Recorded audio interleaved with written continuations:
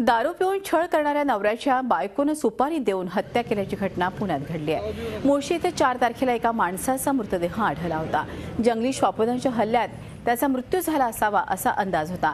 मात्र शवविच्छेदनामध्ये हा घातपात असल्याची शक्यता वर्तवण्यात आली आणि त्यानंतर पोलिसांच्या तपासाची सूत्र फिरली आणि गणेश कोकाटे नामक या व्यक्तीची हत्या पत्नीनेच करवली असल्याचं समोर आलं।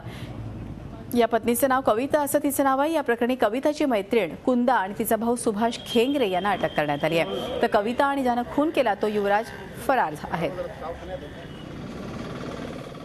सुद्धा तो चालू शकत नव्हता आणि तो गाडी चालू शकत नव्हता। एक आम्हाला संशयाचा असा एक हे होता की इतका लांब तो गाडी चालवत आला कसा।